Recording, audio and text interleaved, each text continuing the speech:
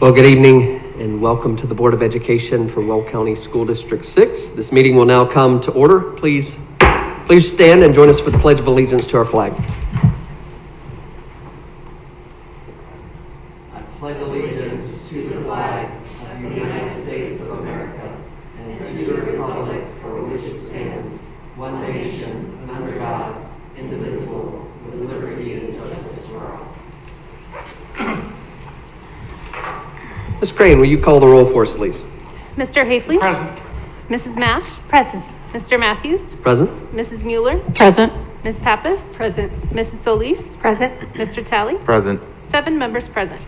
Thank you, Ms. Crane. Well, welcome to everyone who's here tonight and to everyone who's joining us online. We're so thankful that you've decided to join us this evening. I just want to go through a few announcements for our district and a few things you may or may not be aware of. And first off, there is a Latino COVID-19 vaccination clinic at Sunrise on Sunday, March 14th. That's a week from yesterday. To participate, you need to be above 60. You need to have at least 2 underlying conditions or be a healthcare education or frontline essential worker. That is by appointment only, and you can call 970-346-2587 to set up an appointment. But we are encouraging those who can and have the availability to get vaccinated to do so. Second off, we have been a busy board.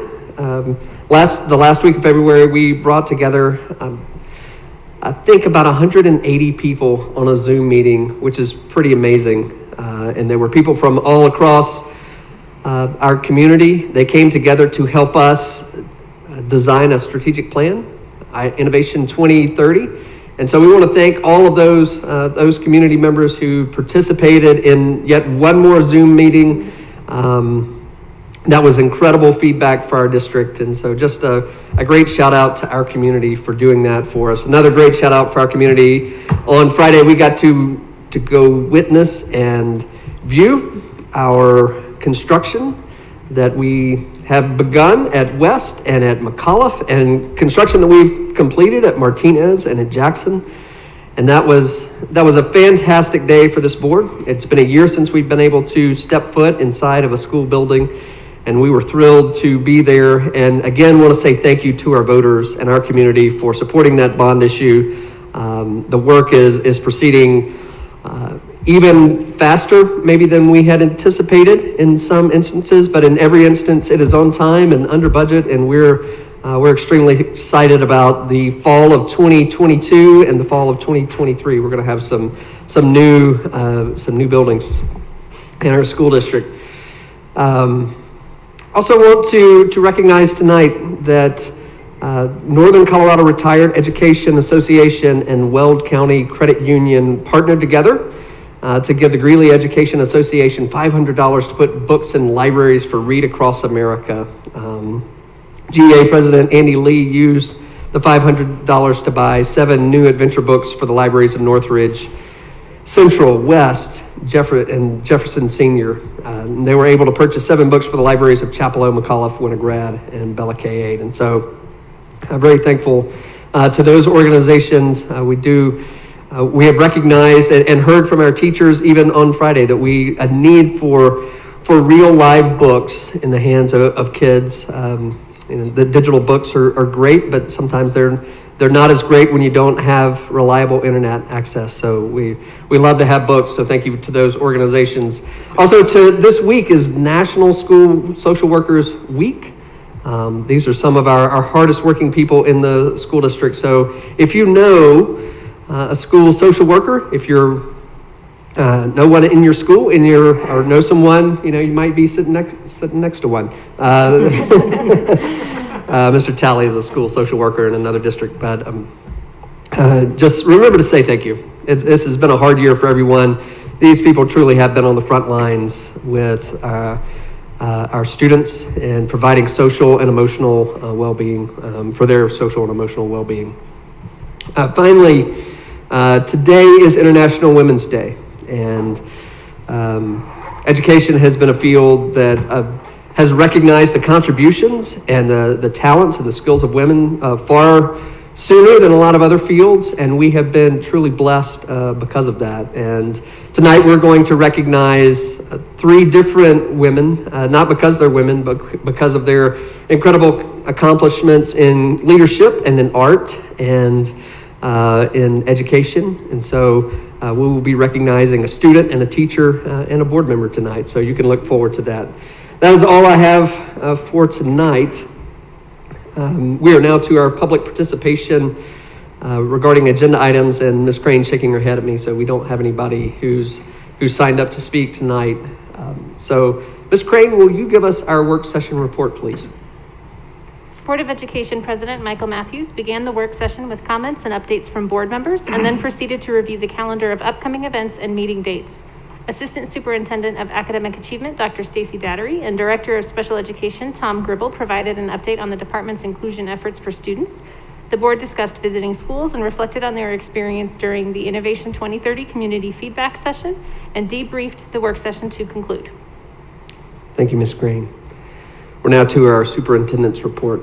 So Thank you, President Matthews. You did such a great job with your comments. I'll keep mine brief. I'll echo the thank you to the school social workers and social workers throughout our community, especially during this time of the pandemic.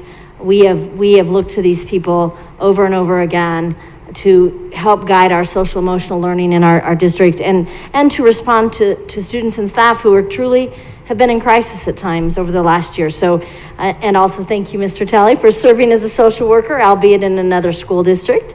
But I would agree with you, Mr. Matthews, that if you know a social worker, and especially a school social worker, just send them a little note and send them some love, because they've been working really hard. You all talked about the visits to the new construction last week on Friday, which was a lot of fun. We went to Greeley-West High School. You all did. Greeley-West High School, Billy Martinez, Jackson, and McAuliffe to see the additions there. At Martinez and Jackson, you saw the security entries, the new door locks, new paint, carpet, those creation labs, those maker spaces that the mill levy override helps to pay for in partnership with the Success Foundation. And we didn't take you to our latest site where we're moving dirt. And that is the site for the new pre-K-8 Torrington Pre-Engineering Academy. And I know you just received a bond issue update a couple weeks ago, but I have to tell this little story that I was outside this weekend because it was so nice, and one of our neighbors stopped by and said, "Hey, have you seen all that dirt they're moving over there in Boomerang? They're putting in a new subdivision over there, I guess." And I said, "Oh no, that's not a subdivision. That's a new school." "What? You're gonna have a school there?" "Yep, that's the new school." So anyway, I just want to remind folks that dirt that Roche constructors are moving out there between 4th Street and 10th Street on 71st Avenue is the start of the work for the new pre-K-8. I also want to just remind everybody that the golf course will not be torn up until the new holes have already been created. So we're not going to interfere with 18 holes of golf. Some golf holes will be moved, but they won't be moved until the new holes are there, okay? I too enjoyed being in schools last week and got to read online to a little 1st grade class. That was a lot of fun.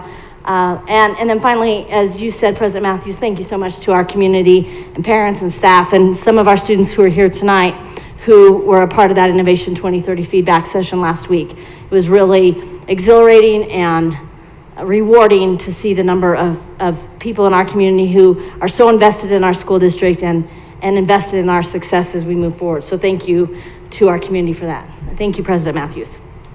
Thank you, Dr. Filch. Next item on the agenda is to approve the agenda for tonight. So this is an action item that will need a motion. I move that the Board of Education of Greeley-Evans School District 6 approves the agenda as presented. Second. Thank you both. Is there any discussion on the agenda? Seeing none, Ms. Crane, will you give us a roll call vote, please? Mr. Hafley? Aye. Mrs. Mash? Aye. Mr. Matthews? Aye. Mrs. Mueller? Aye. Ms. Pappas? Aye. Mrs. Solis? Aye. Mr. Talley? Aye. Motion carries 7-0. Thank you, Ms. Green. Our next item is our consent agenda, and just for those who don't know, consent agenda are the things that we've already agreed don't need any discussion. Oftentimes, this includes contracts, things that we get to look at ahead of time, but don't need any discussion from us. Tonight, we actually have some bond contracts on there. For anybody following along at home, you can click on that on the web and see what we're approving tonight. But is there a motion for our consent agenda? I move that the Board of Education of Greeley-Evans School District 6 approves items as presented on the consent agenda and authorizes the officers to sign any and all contracts. Second. Thank you both. Any discussion on the consent agenda?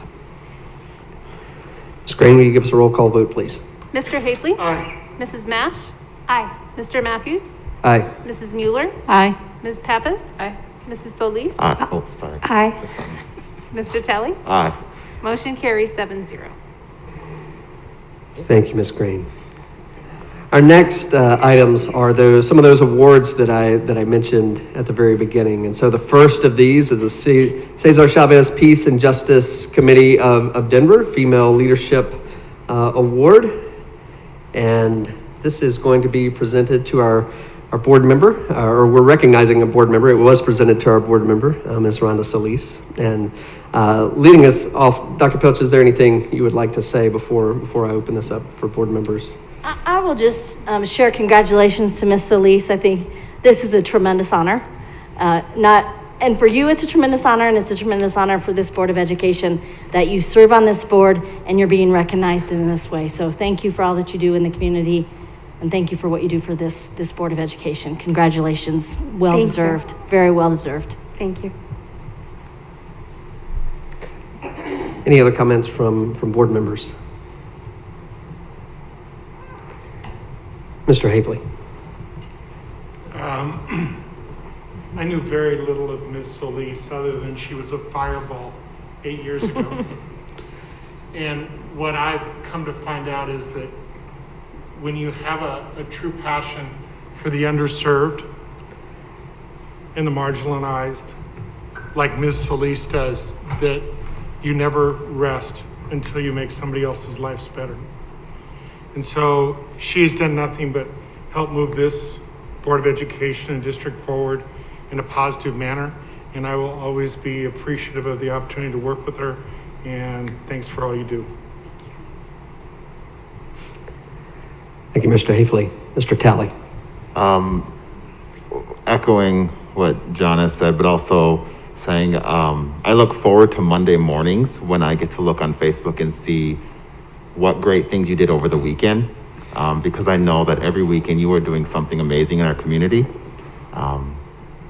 And you just always have the biggest heart for everyone. I know I always remember talking to you for the first time and hearing not only your concerns for our marginalized populations, but also the concerns for those that are not marginalized, knowing that you have the best interest of everyone at the forefront and in your heart. And I know that you are a great person and you have the biggest heart. And like I shared with you during one of our many phone calls, that you are a mentor to me. And I truly do hope to be as influential as you are someday when I grow up. So I really appreciate everything that you have done for our community. And I know that your work will never stop and you will always be the Rhonda Solis that we all adore and admire and truly look up to. Thank you. Ms. Mash. I'll just add on to what Mr. Talley said about you're never going to give up or stop as you leave the board this fall.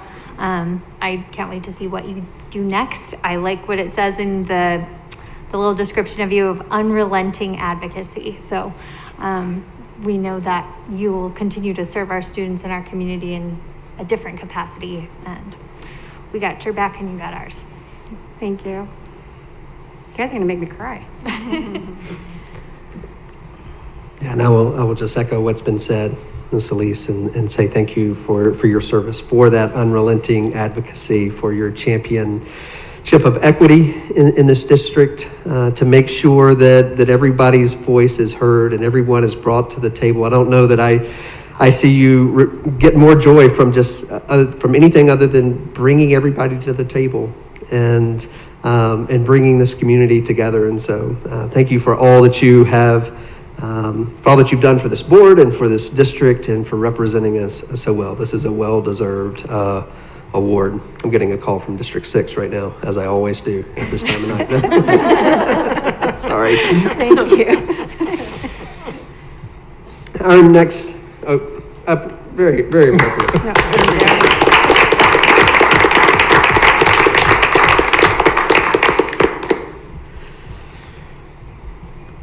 Our next item of business is the Colorado Association of School Boards Blue Ribbon Award. And so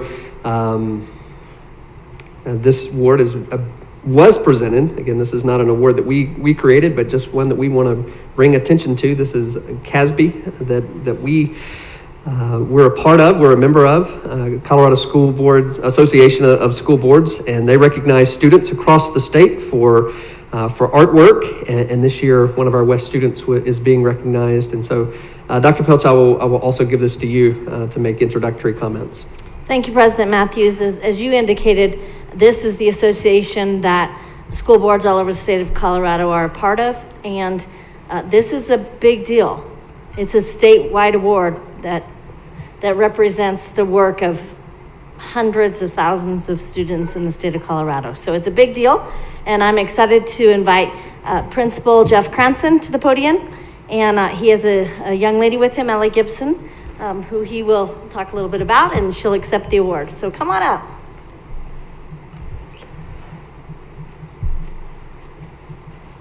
All right, I'd like to introduce Allie Gibson to you. Allie is a senior at Greeley-West High School, and her work right now is being featured in our DP art show in our library. But she's a busy lady. Along with being a DP student and an AP student, she's also concurrent enrollment at Ames, doing, how would you say that, EMT? Your EMT degree. She wants to be a physical therapist.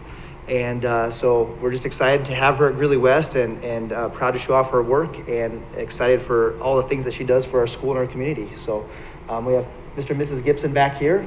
So congratulations, Allie, and thanks for the recognition.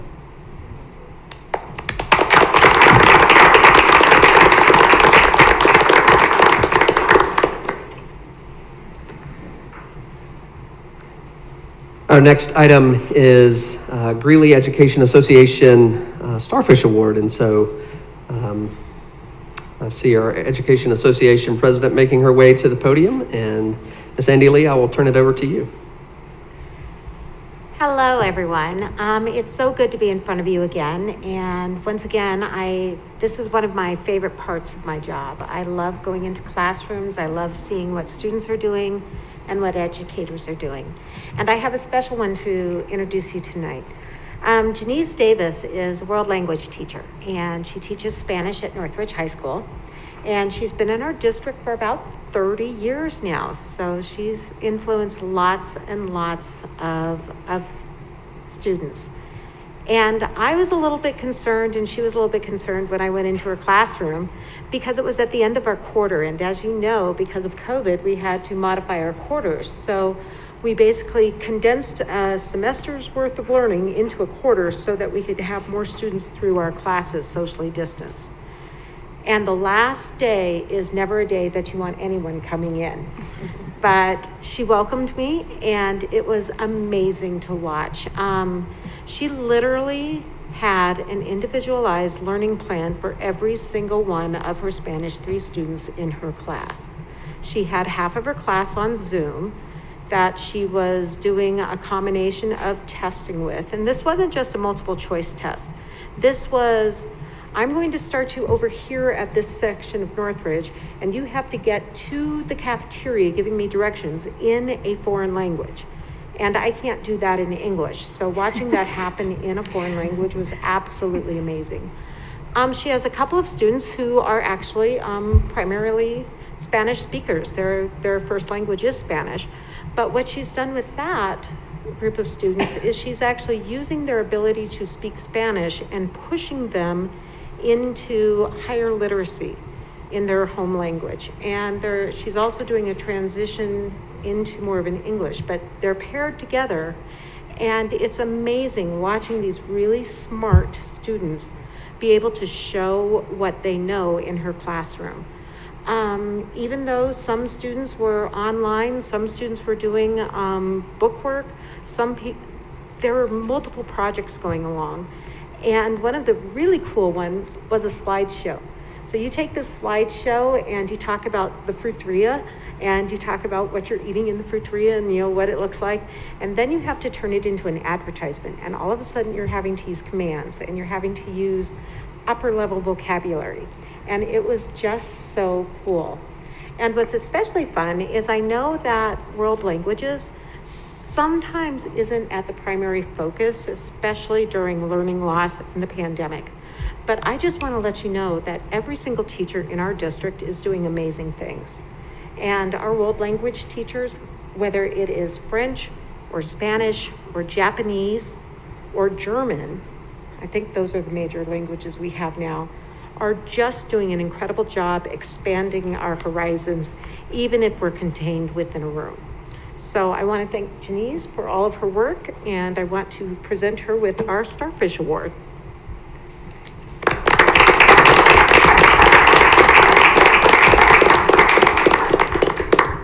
Ms. Lee, could we get a picture? I would love to have a picture. And Eileen, since you're still here, can we get a picture as well? Thank you.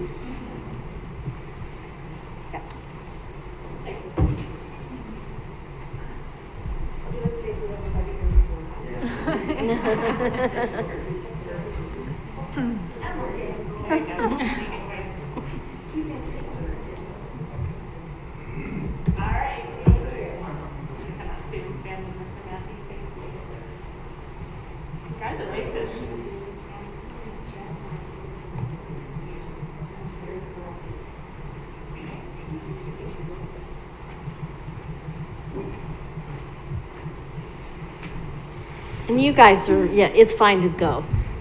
Yes.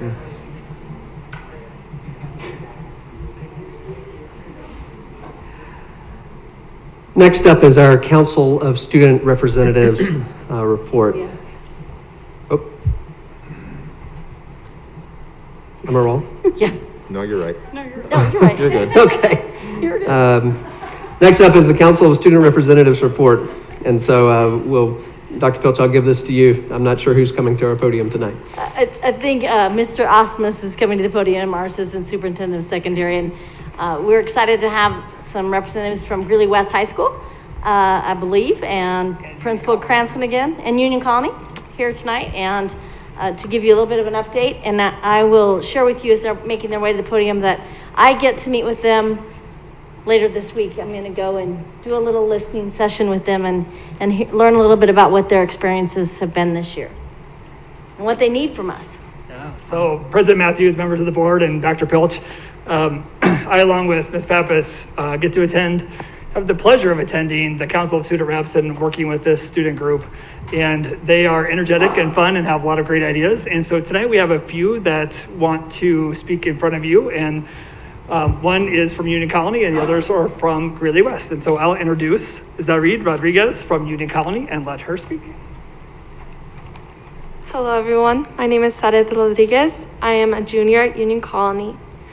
I have had the opportunity at Union Colony to be a concurrent enrollment student at Ames and at Union Colony. Your time and effort in making sure the district is safe during these trying times is appreciated immensely. Union Colony has had the opportunity to be in person for most of the school year. However, there was a period of time when we were mainly online. During that time, Union Colony ensured that students and staff were safely quarantined and that students knew what they were doing. During this online portion, the teachers were willing to help students feel less stressed by offering office hours following each class. I know that this helped me take a small weight of being unable to complete assignments off my shoulders. Teachers were also lenient and understanding of students' situations. However, as much as teachers helped, students were still feeling overwhelmed. Many students felt that it was harder to grasp what was being taught. Many times, we would simply be given a worksheet and told to read our textbooks or watch a video. As a student who learns better in person, this was much harder for me to actively understand what was being taught. This was hard on many other students because we did not fully have the guidance of teachers. Many times, we would have questions, but we simply did not know how to ask them. Many of my peers and I would break down due to feeling overwhelmed with schoolwork and news of what was going on around us. There have also been many students who could not focus at home. Upon talking to my peers, many of them had younger siblings to take care of and families that they also had to care for. Online was not very idyllic for many of the students. Unfortunately, upon returning to in-person, many of the students who played instruments or sang in choir have been unable to participate in those aspects of schooling. There have, however, been many positive things to come out of this year. We have been given the opportunity to go on ahead and plan a prom for the juniors and seniors. Our student council has also been able to do many spirit days and is currently planning an outdoor movie night. The biggest positive during this time would have to be that we are able to go back to school in person. Many students have also said that they liked the time change and they now have more time to spend doing extracurriculars and doing homework. With in-person learning, students are able to form more of a relationship with teachers and each other. Being in person has allowed students to be more connected rather than communicating through a laptop screen. Teachers are also able to be more hands-on with teaching, and students are able to feel as though the teachers are there for them in every way. Another positive is that Union Colony has also continued to have the opportunity to offer Ames classes despite COVID-19. Many students have taken the opportunity to take classes at our neighboring college. Union Colony seniors are required to take at least 4 Ames classes, while the rest of us can choose or choose not to take classes. Union Colony has partnered with Ames to offer the Ascent program and concurrent enrollment. As a student who participates in taking Ames classes, Union Colony has allowed me to have my opportunity to graduate with both my associate's degree and my high school diploma by my graduating year. This is possible by me taking Ames classes that will also count towards my high school diploma. Union Colony also offers AP classes to all of our students as year-long classes. We strive for excellence in everything we do. Thank you.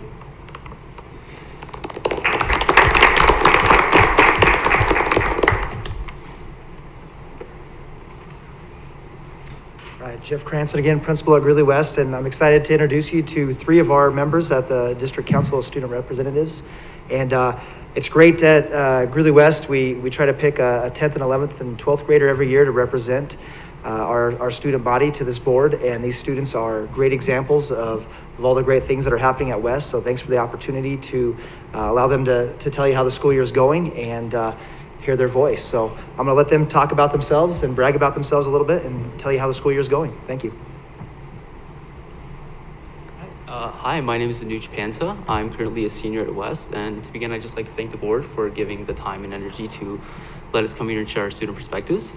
And, at West, this year has been challenging as one would expect. We've been faced with numerous obstacles. One of the most impaired things that I've seen is the disconnect between our students. The LED screens that we stare at hours upon a time are definitely causing a disconnect between our students, and that's not going unnoticed. So I've seen a lot of student-led organizations at West trying to combat this through different activities and morale boosters. And, although it's hard planning different... I'm sorry to interrupt you. Could you speak more into the microphone? Can you hear me now? Yeah, just as much as you can, yeah. Right. I know it's difficult with the mask. Thank you. Okay.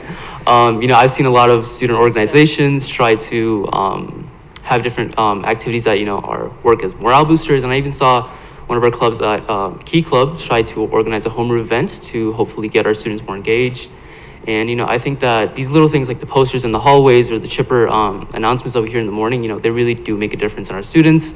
And I'd like to congratulate our students as well as our faculty that has worked endlessly to provide our students every opportunity to continue with their activities. A big thank you, and we are very grateful for that. Hi, My name is Julie Huang, and I'm a sophomore at Greeley-West High School. And Julie, could you also speak into the microphone? It's so difficult to hear with the mask on. Thank you. Yeah, thank you. Administrators, teachers, and staff at Greeley-West High School have done an outstanding job on keeping students safe while also making sure we can learn the most during these difficult times and pushing for what's best for us. I know students are excited and a little bit nervous about coming back to school 4 days a week, starting March 29th.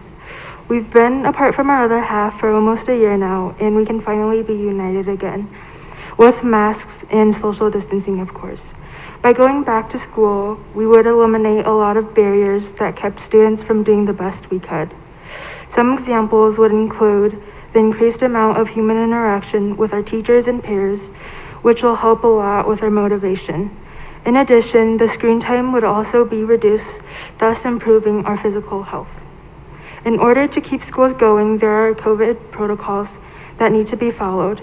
Therefore, a concern has arisen. Student schedules were created for hybrid learning and keeping cohorts together. As a result of that, the classes will be pretty packed. It would be difficult with our current classrooms to fit a room of close to 30 socially distanced students. A possible solution would be to have class outdoors, but we also have limited space there. This is an important part of going back to in-person learning and should be brought to your attention as classes are also being adjusted. Thank you, Julie. Hi, my name is Mia Rascor, and I'm a sophomore at Greeley-West High School. I would like to bring attention to the staff and teachers at Greeley-West. From last spring, moving into a hybrid schedule has been very difficult times with high-level stresses, and they have done a very well job in the transitioning and just adapting to the new ways of learning. They have created flexible ways for learning and more interaction between student and teachers during this hard time between learning and staying behind a screen. So I would like to recognize them. Thank you. Thank you. Thank you. And I just want to close just by thanking Dr. Insud Olson and Mr. Ramon Reyes for leading this group as they meet throughout the course of the year. Thank you, everyone.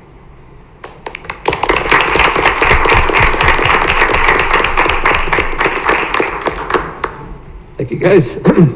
We always appreciate hearing from our Council of Student Representatives. It's great to hear their perspective on how things are going and how things are getting better in our schools. Next item of business is revisions to our board governance and operations policies, and this is an action item that needs a motion. I move that the Board of Education of Greeley-Evans School District 6 approves the revisions to the B Board Governance and Operations policies as presented. Second. Thank you both.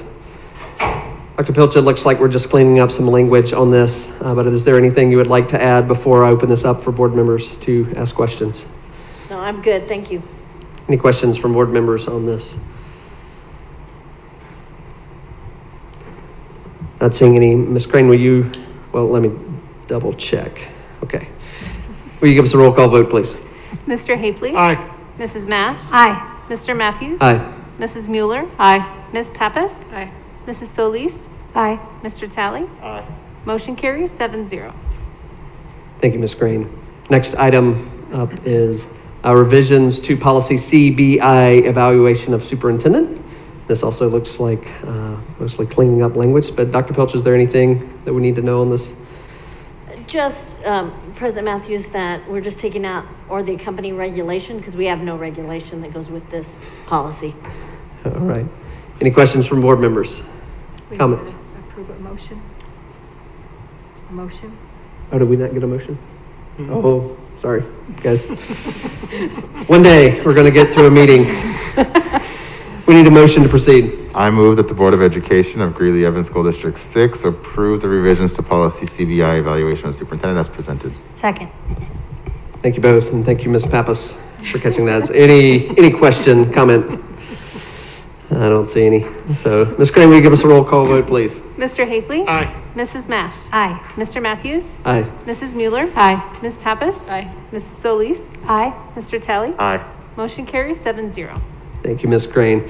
Next item on the agenda is our COVID update. No action item, no motion needed. Dr. Pilch, I will hand it over to you. So, do I need to go to the podium or you're gonna do it? Thank you so much. And we have the correct version in here. We realized that some old slides were in the one post, so hopefully we're on the right version here. So, I'll keep this brief. I just want to give you kind of the lay of the land of where we are right now. So,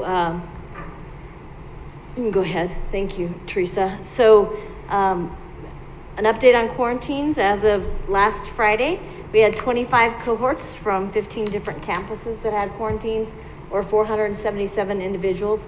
You can see by comparison that a month ago, we had 710 individuals who were quarantined. So we do seem to be quarantining fewer individuals. At least this update looks good.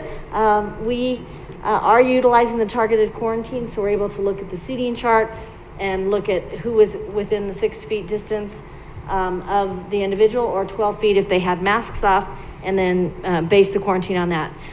The other thing I will share here is that once folks have been vaccinated and then they're fully vaccinated, there will not be a need to quarantine those folks if there's an exposure, the adults. So I just had a quick question. So this is information from 2020? 2021. It is 2021. Oh my gosh. No, it's 21. Okay. Thank you, Miss Solis. I apologize.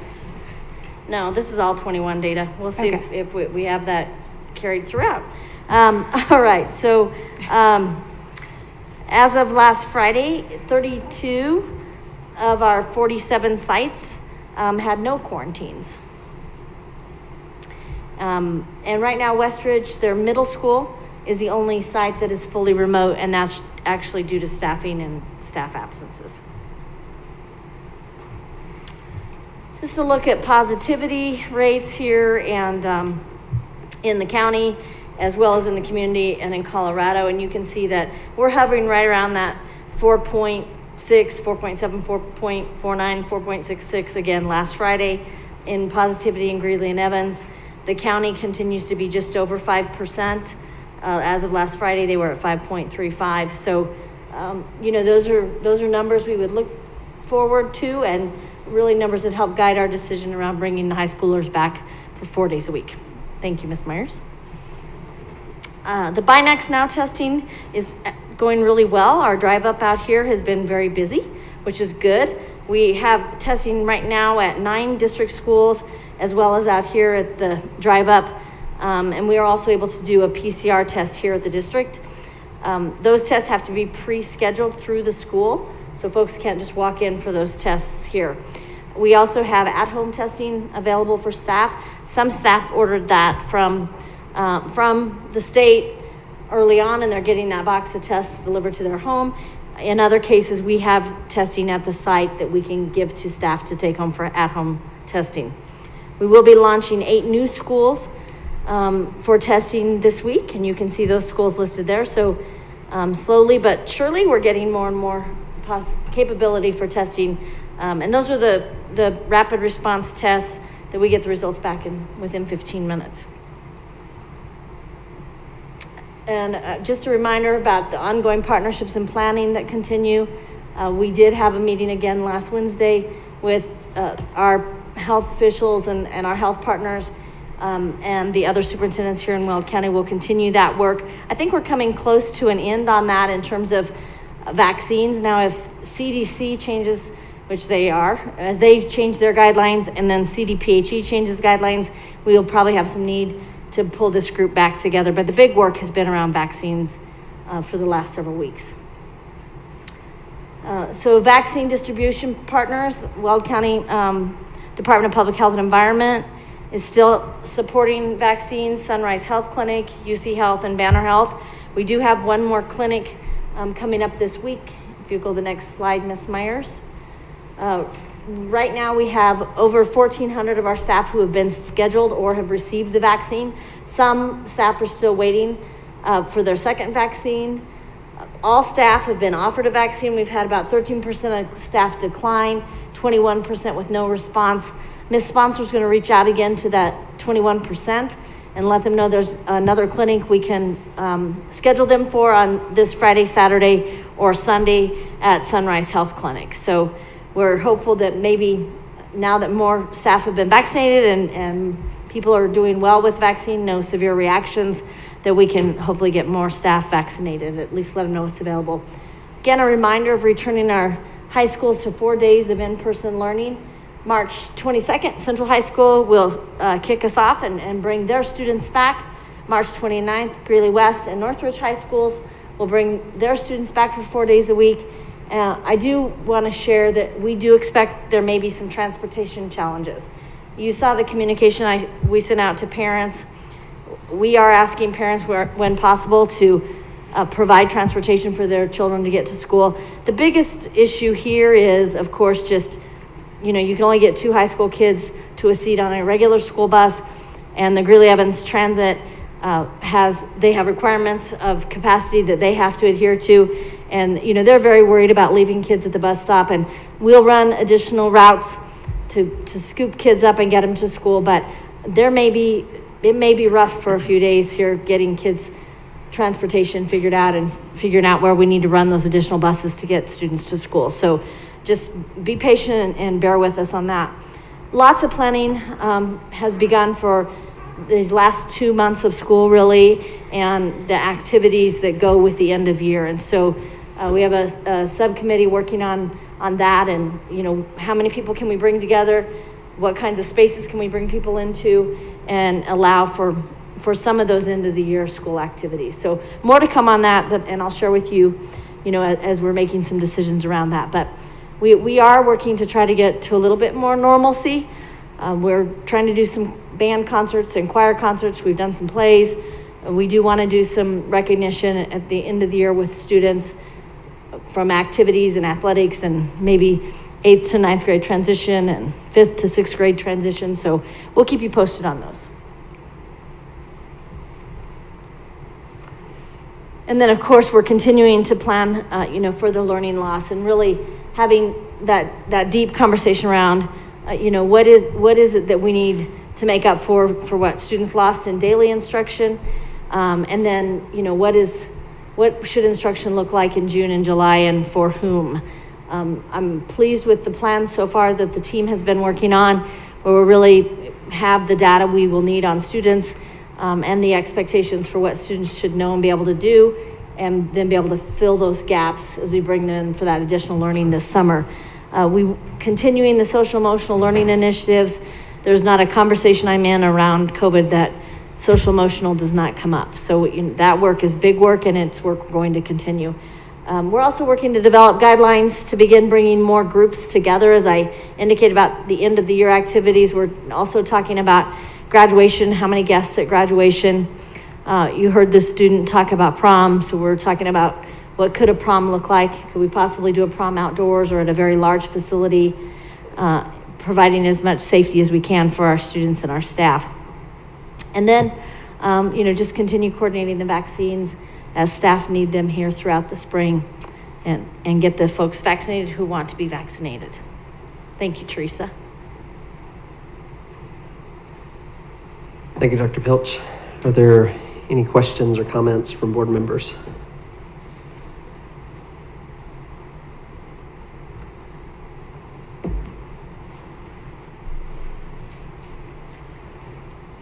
That's an excellent job. No questions.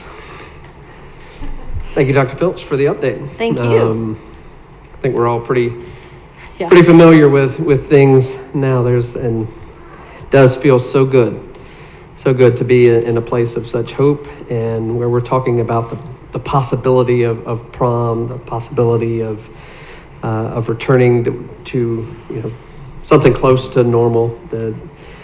I think especially of our kids in transition, our kids that are seniors this year, that feels good to be in this place. And so thank you and your team for all the hard work over the course of the year to keep us safe. Our next item of business is the first read of 2021-2022 school year calendar. And this is a first read, so it's not an action item, doesn't require a motion from us tonight. But I see Ms. Annette Overton coming to the podium. Dr. Pilch, is there anything you would like to say first? I'll just, you've indicated, President Matthews, this is a first read. Really, the intent tonight is for Mrs. Overton to share with you what the calendar committee is recommending, where they've landed, and then take your feedback tonight.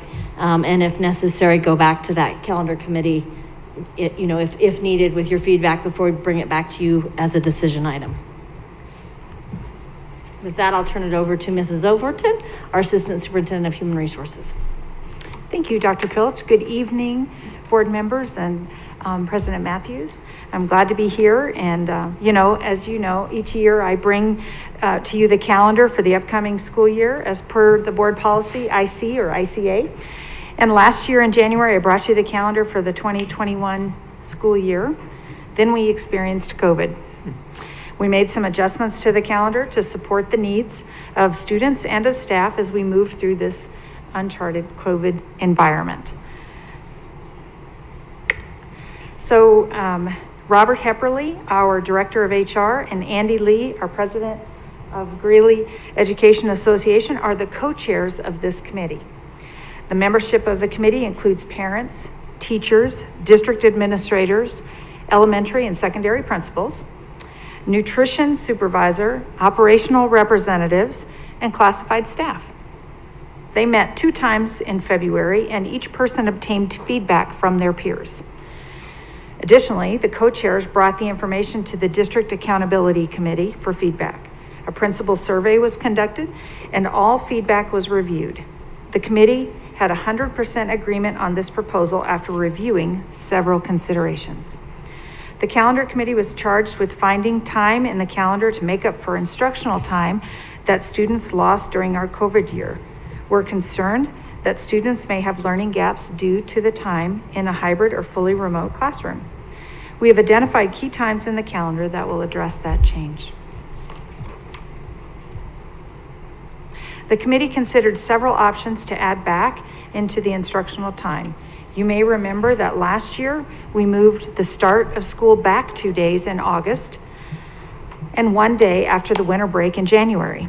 Those were one-time events to support teachers planning for return to school. First, the committee proposes a change in professional development days. Currently, there are 6 professional development days, and we would like to change. The committee is proposing that we would move 2 of those days back to instructional days. So we would maintain our 4 professional development days. Second, the committee would propose to eliminate the 2-hour early release Wednesday. While this release time was a COVID provision and is popular, the committee determined that a late start Monday of just 1 hour instead of 2 hours would provide additional time for the instruction over the course of the year. This system-wide late start will be used for a variety of options. 1, individual teacher plan time. Additional data meetings. Not more than data meetings, also data meetings. Let me say it that way. Collaboration time. Limited professional development, because remember it's just an hour start time, but limited professional development. But mostly it will be used to free up other time during the week, which can be used to give teachers additional time they need to plan for their instruction. Another key factor to the late start is it's a system-wide approach. We know that so many students, older students, watch younger students when their siblings when they're out of school, or other family members, or even neighbors' children. Parents mentioned that finding childcare for an hour is much easier than finding it for 2 hours late start or early release. We know there are other details and expectations to be resolved regarding late start, and a small committee will be talking through the expectations as the spring semester continues if the board approves this calendar. So highlights of this calendar regarding students. The first day for students is August 12th, and that's for 1st through 12th grades. August 17th is for kindergarten. Regarding holiday breaks, the committee again recommends a full week for Thanksgiving and 2 full weeks for winter break. Students actually have December 17th through January 3rd for their break. Spring break, again, is aligned with the UNC spring break. So let's talk about highlights of the calendar regarding staff. New Professionals Academy will again meet 3 days before school begins, and then again October 8th. Dr. Pilch, as well as committee members, received feedback during that first year that we did this from new teachers that they appreciated the 4th day in the fall rather than all of the information before school started. The first semester has 82 days, and the second semester has 88 days. That balance in the calendar helps with instruction and maintaining consistency across all the courses. In October and April, the vacation day is still part of the calendar again this year to provide a break for our students and staff. Students have a 4-day weekend and staff have a 3-day weekend.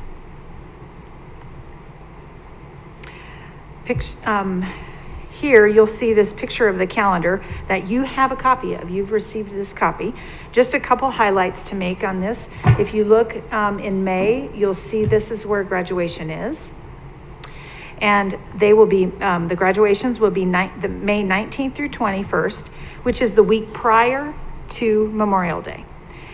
Because Memorial Day falls so late in the month, again this year, our graduations are scheduled for the week before. And then this change is carried over from last year. The calendar committee felt it was important to address this change because scheduling graduation on these dates, the number of days in each semester are better balanced. The 2 proposed for instruction, the 2 days proposed for instruction from professional development are here, November 5th. That will go back to instruction, and then proposed April 28th. We will maintain our other 4 PD days spread throughout the year, and those days are August, in October, in January, and in March, and they're identified on this calendar as well. I would be happy to entertain any questions. I would love to receive feedback that I could take back to the committee as well. Thank you. Thank you, Ms. Overton. I bet you'll have a few questions before we're done. Ms. Pappas. Thanks so much for presenting this. So a couple things. One, well, they both have to do with the late start. So I'm wondering what the conversation has been regarding the possible burden this might put on families to have the late start on Monday mornings. So I'm wondering about that. Okay, and there has been a little bit of conversation about that. We also discussed it at DAC with families that were there to talk about that burden. We don't have an answer right now completely, but we are thinking about are there people, volunteers or paras that might be able to come in and since they'll be working anyway at that time, could we have them target some of those folks that could help support and take care of kids at that time. But we haven't made that decision. It's just something we've been thinking about. So for me, it'd be really important to make sure that that plan was in place, just because I know that when we do the early release in the afternoons, I feel like it's easier at some level because there are after-school programs. So, and just having been in a building that kids come early, and so when you add that additional hour late start, so I appreciate that. I appreciate the commitment to having that conversation and also to finding ways to make sure that our kids are safe when they come to school. And then the other question I have about the 1 hour or the early release. So first of all, I really appreciate that you've included this hour, this additional hour. I think it's really important that our teachers get that and have that additional planning time. So you said there are 3 options. It could be individual time, it could be used for data meetings, it could be used for collaborative planning. So who makes that decision? Is that a building decision? How does it match into the contract planning time with That's a great question. I believe that, that with the small committee that we're going to put together, there'll be people on there that, a variety of stakeholders that can help us resolve that. But I want you to be aware that every principal in the district comes up with a plan for those days, and then they share that with their supervisor. So it'd either be Dr. Dattery or Mr. Osmus or Mr. Tuttle that would approve those plans. And so then that way, everybody, we know ahead of time what are the things that will be happening throughout the year. But again, that has not, we don't know exactly. I think that I could see that there would be mostly buildings that would make that call, but we want it to be a consistent message across the system. So I think that this small committee will be able to give us a little bit more guidance on where, how many free days there are, how many days there are for principals to use, or how much is a small group or a data meeting. We'll have more conversation in that small group. So I think what I hear you saying is it's not necessarily that Building A would say, okay, this hour on Monday mornings, we're going to just designate to teachers to use as their individual plan. And Building B might say, we're going to use that Monday morning and we're going to use that for our data meetings. So I'm hearing you say that that your hope is that it's consistent across the district, or that individual buildings will be able to determine that schedule, yes. Or you don't know yet? Well, I don't know yet. Okay. So I want us to be able to take that forward. But I do think that it could be problematic if we had one building that always had something scheduled and another building that never scheduled anything and we gave it all free time. So I want us to really look at it in depth as a committee with a variety of stakeholders so that we know exactly how much each building could have.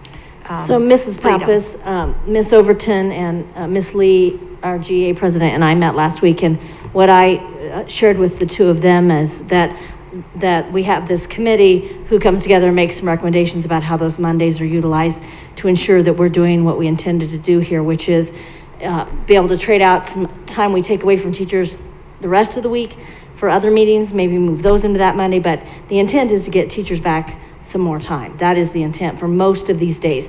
Now, we did eliminate 2 full professional development days or 16 hours of professional development. So maybe that the committee comes back and says, no more than 16 hours of this is professional development. But I think you're right. Our buildings absolutely will need some guidance. Mm-hmm. And the intent is to have a committee of representatives from all levels come together and make some recommendations around those Mondays. Thank you, Dr. With Ms. Pilch. Lee involved. Thank you. You bet. Thank you, Ms. Pappas. Mr. Talley. Just a clarifying question. These late start days, are they weekly or are they monthly? Weekly. They would be weekly. So then my next question, and maybe a concern that I have, is I find it to be a little more problematic to start late in the morning for reasons you gave, such as students take care of other students, other kids in a room or in the house or in the neighborhood. And now we're adding that extra burden of now get them ready, feed them breakfast, and try and get them to school on time. And while you have to get to school on time as well. I just feel like we keep switching things up on our parents with doing a late start, and then we're doing Wednesday afternoons, and now we're going to go back. It's hard, and I really do think that we should stick with the afternoon early out, maybe not 2 hours, the hour, but it's easier for people to find childcare in the afternoon than at 7 in the morning. Not very many people want to get up to go watch somebody for an hour in the morning, like a college student, but a lot more college students probably wouldn't mind watching other kids, in the afternoon for 2 or 3 hours. So I could see that being an issue or a problem when we look at a lot of our parents and our families in the district. As we all know, a lot of them don't have the flexibility in their workplace to be able to say, I'm going to come in an hour late or have to leave an hour early. Mm-hmm. So if we can ease the burden as much as possible for our families, while also catering to the needs of the schools.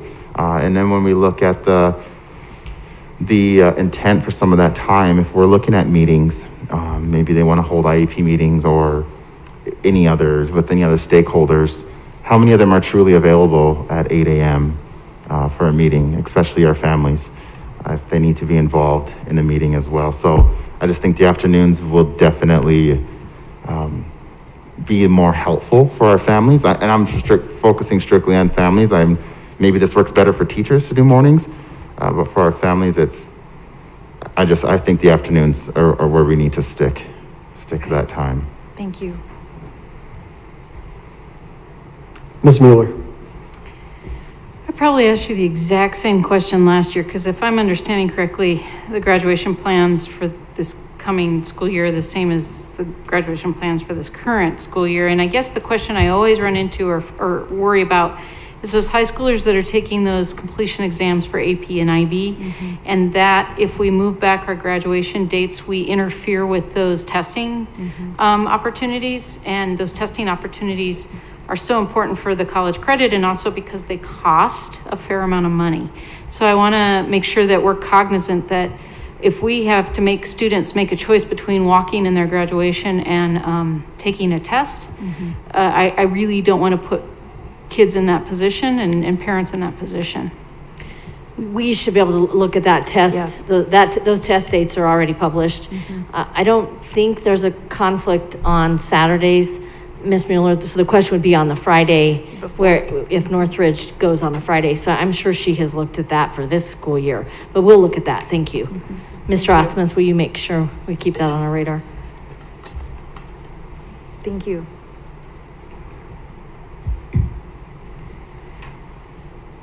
I'm not seeing any other questions, Ms. Overton. I don't envy your task. This is, I think I get more advanced questions or more questions to me about calendar. When's the calendar going to be out, and what's the calendar going to look like, than I get just about anything else. And I certainly hear what Ms. Pappas and Mr. Talley are saying. And as a parent, it's difficult to have the schedule change on you. And yet, as a parent of high schoolers, I love the idea of them getting to sleep an extra hour on a Monday morning. It's hard to make everybody happy, and so we appreciate the hard work that you do. I'm smiling here. If I may, President Matthews, I think what makes this particularly complex for the committee is there's not full agreement on the committee. So high school clearly prefers a late start. Elementary would prefer an early release. Most, not all elementaries. Some prefer the later start because they want to give their teachers that time in the morning when they're not tired at the end of a school day. So I think that's what makes this particularly complex. And and maybe I'm willing to move on this if you all advise me to do so. I am committed to having it look the same K-12. So if older children are caring for younger children, or if parents are driving kids to multiple schools, that their schedule is not goofy on both the start of the day and the end of the day. So there is a tension here around this, and we'll stay at it. But we hear your concerns, and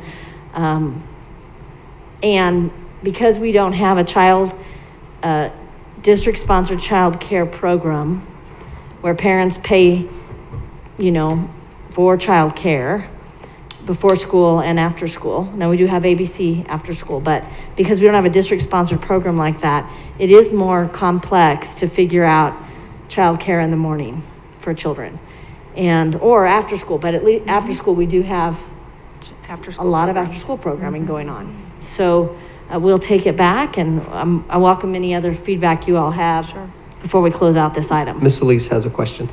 The only question, and I'm sure everyone has brought it up and thought about it, but is transportation. That's only an issue when we mess with different levels. As long as we're moving the whole system back an hour, we're okay. Well, I know, but not everyone depends on just school buses. There's city transportation, so that would be my question. Yeah, I think we're okay on city transportation. Northridge has historically done a late start on Mondays, and they are our high school that uses the city transportation most frequently. So I think we're okay there too. Okay. Yeah. That's a good question. But we'll look deeply at that to make sure, but I think we're okay there. Thank you. What gets really goofy is when we don't move the whole system at the same time. That's when it gets really complex with district buses, but you're right about city buses. Thank you. Thank you, Ms. Overton. Thank you, Dr. Pilch. Next item is our legislative update. So we'll welcome Mr. Fall to the podium. And is there, or as he's walking up, Dr. Pilch, is there anything that you would like to tell us before he gets here? No, I think Nate is ready to go, and he'll share with you some of the big rocks, the big pieces of legislation that are being sponsored by some of our local or some of our hometown representatives or Senator Kirkmeyer, and then we'll walk you through any questions that you might have. It's moving quickly downtown Denver. Yeah, thank you, Dr. Pilch. Thank you, President Matthews, members of the board. I just spilled water all over the board room, so I apologize for that. And I did a quick rehash of the video that I presented in last time just for presentation's sake, and I noticed that I was screaming into the microphone, so I'll try to not do that this time around. Never watch yourself. So since the last time I gave a presentation, there's been 10 new bills that have been introduced. I know that CASB has their own server for identifying bills that impact education, and they have approximately 64 that could influence education. But working with our lobbyist and Barkus, we have identified 39 that could have a substantial impact on our students. So if there's a bill that I haven't addressed that you might have seen on CASB's website, please bring it up and I can do some research for you on those. There has been an update with CMAS as well as education funding, and we'll get into a couple of other bills that have been introduced. So as we talked about last time, the Joint Budget Committee passed that bill draft early February. That has since become SB 2153.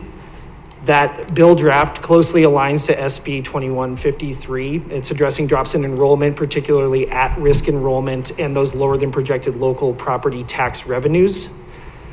This bill has already passed the Appropriations Committee, excuse me, in both the House and the Senate. It also had its third reading in the House, and that was passed on March 5th, and its third reading was passed in the Senate on February 26th. So we can anticipate that this will be passed and that Governor Polis will sign this into law soon. There were a couple of amendments made, though, to that bill draft.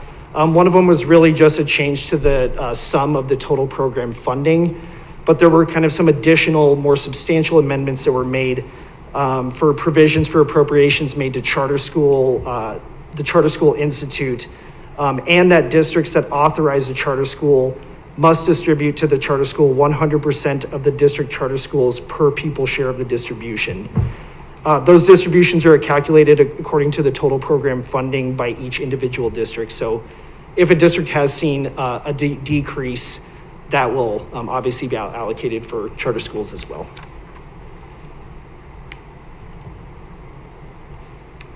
So we talked about last time House Bill 211125, suspend state assessments in 2020-21 school year. That has since become House Bill 211161, suspend statewide assessments for select grades.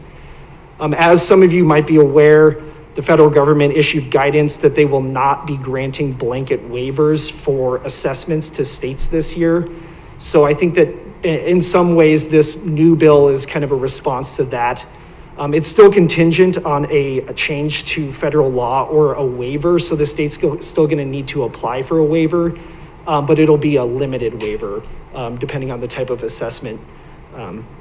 And so it will suspend for the following instruction areas and grade levels. What I did for you is I just took the last slide, and in bold with the arrow is the new grades that will have suspended tests. So for science, it stayed the same for 5th, 8th grade, and 11th grade. Math, it changed from 3rd through 8th grade to 3rd, 5th, and 7th grade. English language arts, it changed from 3rd through 8th grade to 4th, 6th, and 8th grades. And then for social studies, it suspends administration for the social studies assessments for students enrolled in elementary and middle school. It still has that prohibition against using academic growth performance measures for evaluating teachers and principals. It still includes that similar provision for schools, districts that must implement the school plan type based on the preceding school year. But there's additional language for the 2020-21 school year. In the 2021-22 school years, the bill suspends the requirements that the department determine annually the level of attainment for public schools, school districts, the institute, and institute charter schools based on performance indicators. And I also want to add that if a school is required to implement a priority improvement or turnaround plan during the 2020-21 school year on the basis of its plan type for the 2019-2020 school year, the bill allows a school or school district or the institute to request a plan type for the 21-22 school year that reflects its level of attainment based on an alternative body of evidence. I have looked to try to see what an alternative body of evidence is, and it really just says which may include state and local assessment data. So it's a little unclear exactly what alternative body of evidence, and hopefully that will be clear soon. The bill does not include or does not apply to tests such as the SAT, the PSAT, access and read testing. And kind of strangely, the bill allows the parent of a student enrolled in a grade for which administration of English language arts or math assessment is suspended to request the school district in which the student is enrolled that the student still participates in the English language arts assessment or the math assessment. So parents can opt in even if their district waives that out.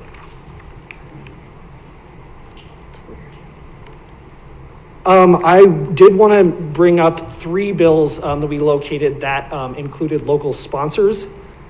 The first 2 are from Representative Mary Young. This first bill, Senate Bill 21-1055, Literacy Curriculum Transparency.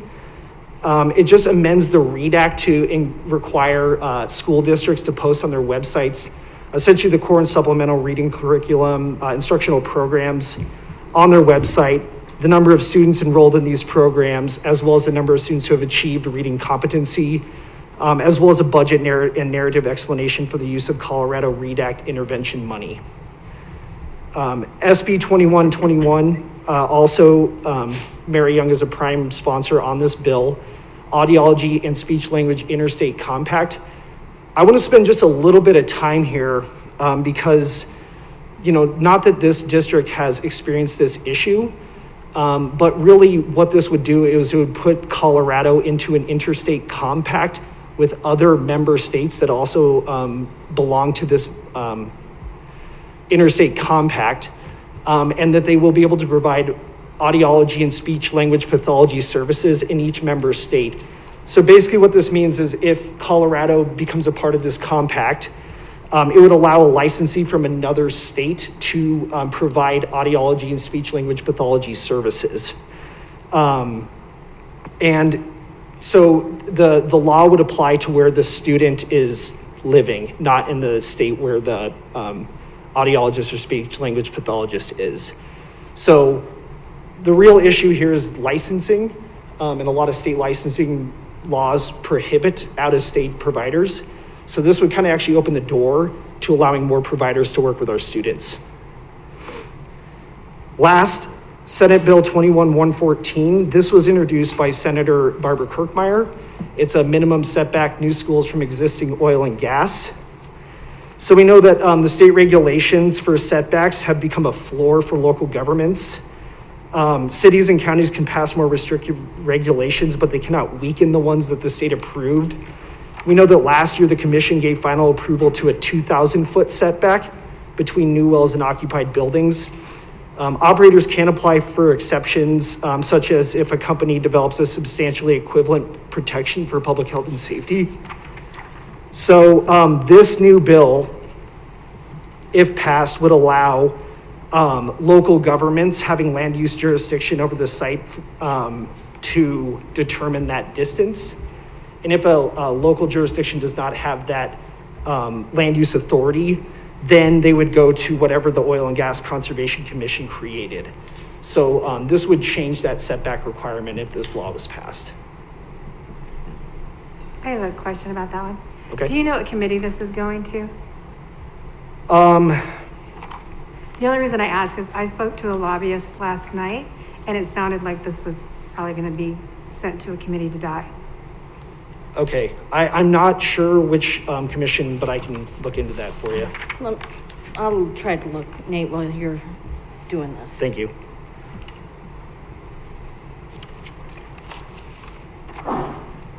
And then briefly, just a couple of House bills. I think they're fairly interesting. This House Bill 21-1055, compensation for school district board members. This is introduced by Stephen Woodrow of House District 6. This bill would remove the restriction on compensation for board members. This modification couldn't occur during your term in office, so unfortunately it wouldn't apply to you if it were passed. And it does have some reimbursement provisions that would be allowed for certain board activities. This money would likely come from the district's funds, but there is kind of an equity lens for this, that a lot of board members are or a lot of community members are unwilling to become board members because of that extra work and time that it takes, and they're not compensated for it. House Bill 1100, electronic filing of documents with governmental entities. Matt Stoper out of House District 54 and Jeff Bridges out of Senate District 26 are the prime sponsors on this bill. And rather than read through all the language here, it's kind of in light of COVID-19 and the need for electronic documentation, to desire to modernize governmental operations, reduce waste, et cetera. I do agree that there is a need to modernize governmental operations, but having spoken with the folks in finance and human resources, it would be a very significant administrative burden to get all of the documentation that they're currently working with to become electronic. While we certainly are making that move and hopefully pushing for that, if this bill were to become law by next year, that would be a quite tremendous burden on the district to comply.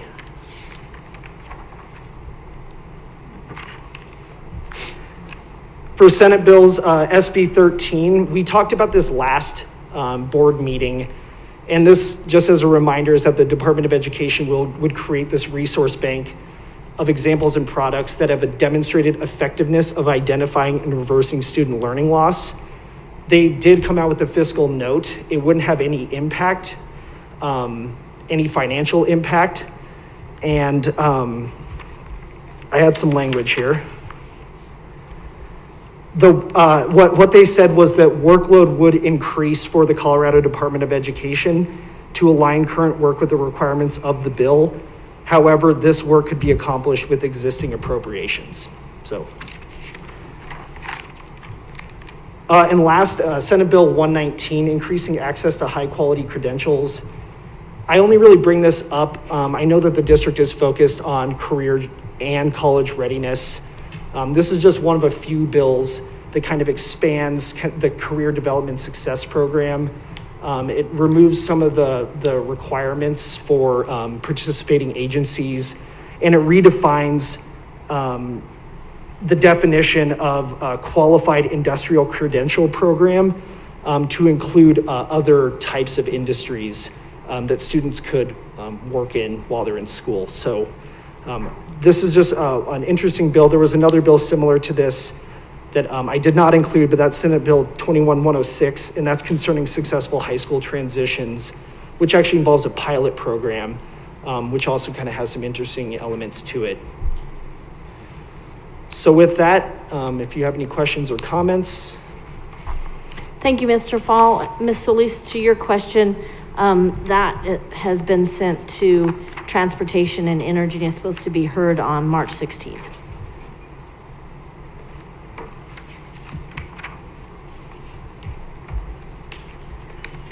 Any other questions from board members?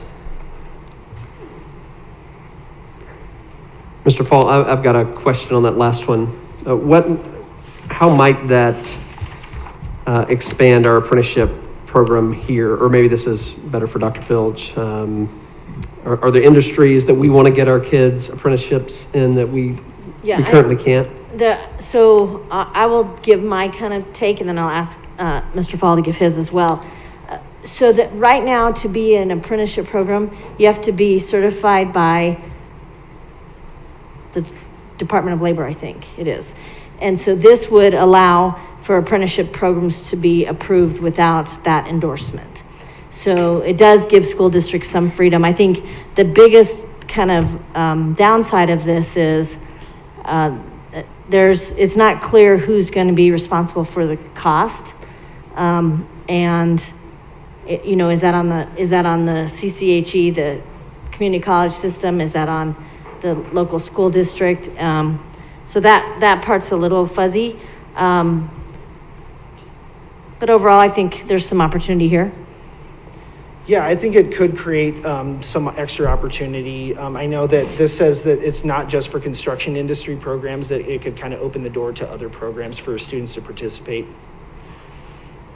So you may recall that the advanced manufacturing program at Greeley Central is the only approved apprenticeship program with Vestas.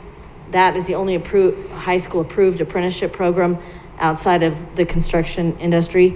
So I think it would give us more freedom around those kind of recognized programs. If you've got a community college partner that you can build that with. And so for us, with Ames Community College and the tremendous partnership we have with them, I think there could be some opportunity here. We do want to talk with our lobbyists about it a little bit more because I need to learn some more about it. And I also want to talk with Leah Bornstein and Andy Feinstein from our two colleges to hear their take on it as well.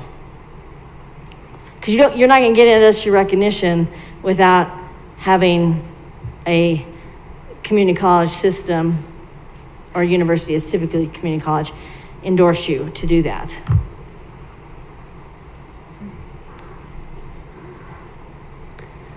Had another one on the PAWS and CMAS testing, House Bill 1125, or that's going to become 1161. Is obviously we would prefer no testing, just because of the time it's going to take away from education and instruction. But given the federal guidance, is this potentially the best we're going to do? It is. I think so. Superintendents were polled here a week or so ago. A few of us were and asked, should we continue the fight to get it canceled? And at that point, President Biden had not yet come out with his order. And so we thought we might still have some opportunity. So that legislation to actually pull all of state testing was then pulled. And this was submitted as an alternate to that. The other option that the state or some folks in the state have talked about is, do we postpone testing to next fall? But that would mean we would have two test windows next year, one in fall and one in spring. And I think superintendents are definitely in agreement that that is not favorable. So this is probably the best option and the best compromise that we could hope for. It looks like most grades would just be taking one test. Yeah. Is that right? Okay. 5th and 8th would take two, it looked to me. Any other questions from board members? I'm not seeing any, so thank you, Mr. Fall. We appreciate your time and diligence in following all these. Thank you for the update. Thank you. Our last item is our public participation regarding non-agenda items, and I don't believe we have any of those tonight either. So, and I don't believe pretty sure there are no more votes that we've missed. So, given that, this meeting is adjourned.